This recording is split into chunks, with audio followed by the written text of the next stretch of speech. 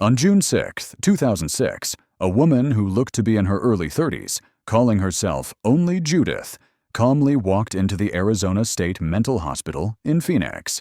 She told the front desk that she wanted to admit herself. When they asked why, she refused to explain until she had been officially checked in and allowed to speak to a therapist. An hour later, she was admitted. The next day, during the morning shift, she finally opened up to one of the therapists and revealed a story he later admitted he could never forget. Every year, tens of thousands of homeless people die without anyone truly knowing how many simply vanish, she began. But I do. She then claimed she was born on June 6, 1906, in Salem, Massachusetts. For a time, life was pleasant. Her family was wealthy, privileged, and unaware of the world's harshness. But that changed in 1929. Judith described the night of October 30th as if it happened yesterday. They were all sitting at the dinner table waiting for her father, like always. When he finally stepped through the door, his head hung low, his eyes empty, as if someone had stolen the very spirit from his body. Normally full of energy, he seemed like an entirely different man. Instead of greeting them or sitting down to dinner, he silently hung up his hat and coat and walked upstairs. They exchanged uneasy glances. As Judith's mother got up to check on him, a violent bang shook the entire house. Judith lowered her head and began to cry. She already knew what had happened. Her mother ran screaming up the stairs, calling his name.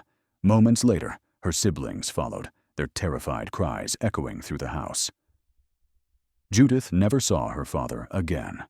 The following week, they learned why her father had taken his own life. He had lost everything in the stock market crash. Their family fortune was gone, leaving them destitute. Soon, they were forced out of their home, left to fend for themselves on the streets. Judith's mother was an orphan with no relatives to turn to, and her father's family had long been estranged. The few friends they had also lost everything. With winter approaching, survival was a daily struggle. Her mother used the last of their money to travel south, hoping for warmth and a fresh start, unaware it would only lead them deeper into misery. After some days of travel, they reached Birmingham, Alabama, where they found temporary refuge in a homeless shelter.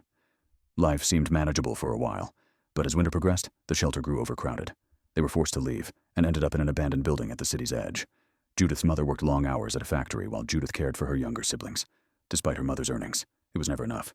They still scavenged for food or spent hours searching for whatever scraps they could find.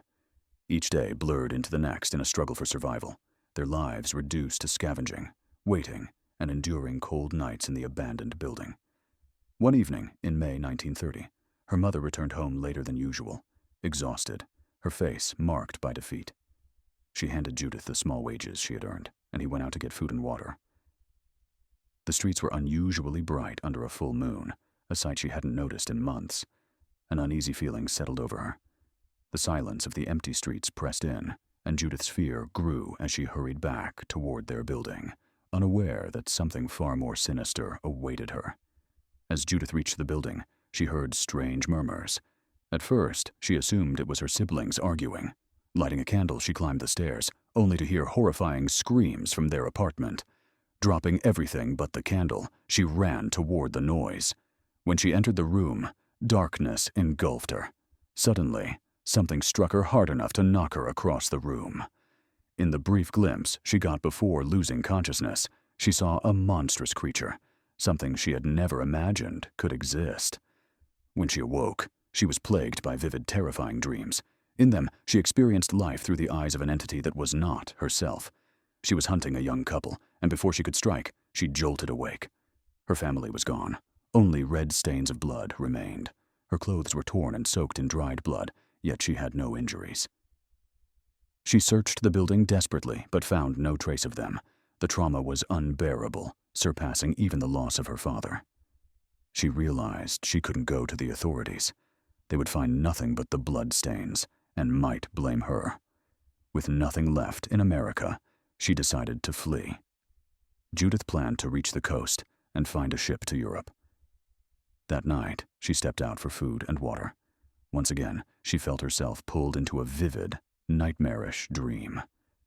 This time, she was inside a bedroom, looming over two sleeping children, consumed by a violent instinct she couldn't control. She awoke screaming in her blood-stained room, realizing her body had changed again, and her new instincts terrified her. Confused and desperate, she knew she had to leave Birmingham immediately. 3 days later, after walking and hitching rides, she reached Mobile, Alabama. There, she found a cargo ship bound for Portugal. A crew member, about her age, allowed her to hide in the cargo hold, bringing her food and water. She stayed hidden throughout the journey, unsure of how long it lasted, until the ship finally reached Europe, marking the start of a new and dangerous chapter in her life. When Judith arrived in Portugal, her first days were grueling. She didn't speak or read the language, slept on the streets, and survived on discarded scraps until she found a homeless shelter that offered her refuge. One evening, as she sat down to eat, a man several tables away fixed his gaze on her without blinking. At first, she thought he was merely staring, but then he approached and sat across from her. "I've never met another one from America," he said, his thick accent unfamiliar, yet precise. Confused, Judith asked what he meant. "Turned," he replied simply, reading her like an open book. He explained that he had sensed her kind, and that she had survived an attack that had claimed her entire family.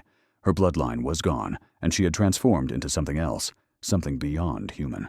He asked her when she had last been outside under a full moon. For a moment, she hesitated, then remembered that horrifying night in Birmingham and the vivid, violent visions that had followed. He explained that the early stages of their transformation were always disorienting, with cravings and instincts emerging before control could be mastered. Judith felt a strange awareness settle over her body, sensing a new strength, sharper senses, and an unspoken hunger. That night, they wandered the streets of Lisbon together. He taught her the history of their kind, the rules they lived by, and the dangers they faced. Their conversation was eerie, yet enlightening, as if centuries of hidden knowledge were being laid bare just for her.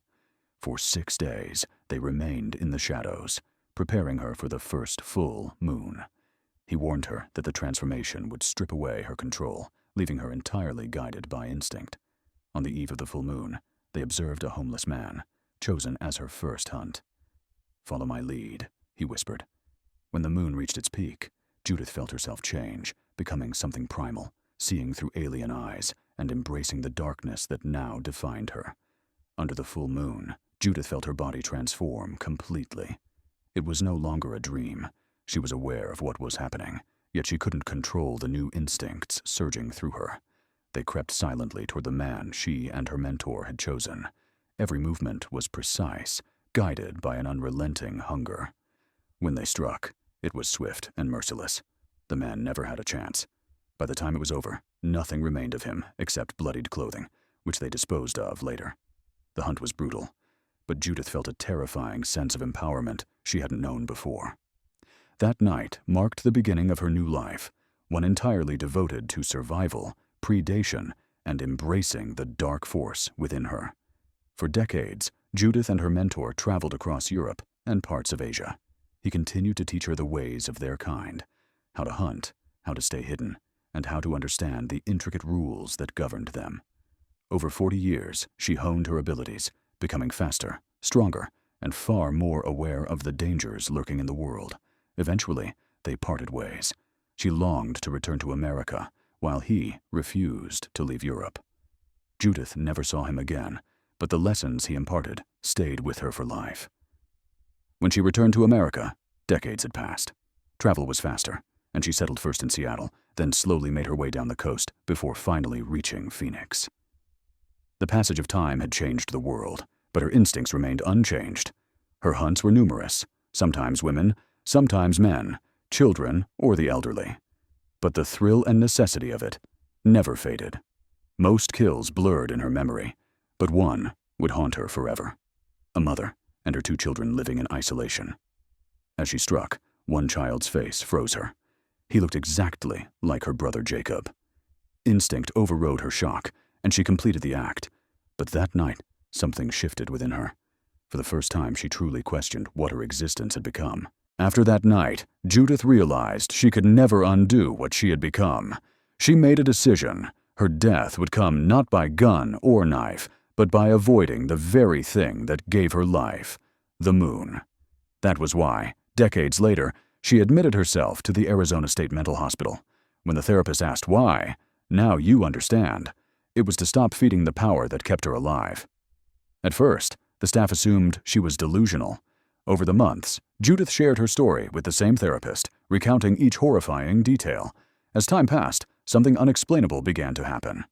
Day by day, her appearance aged dramatically. Her face wrinkled, her hair thinned and grayed, and her body weakened until she looked like a woman well over 100. She could barely move. 8 months after her admission, she was found in her bed, shriveled and lifeless. No one could explain why she had aged so rapidly.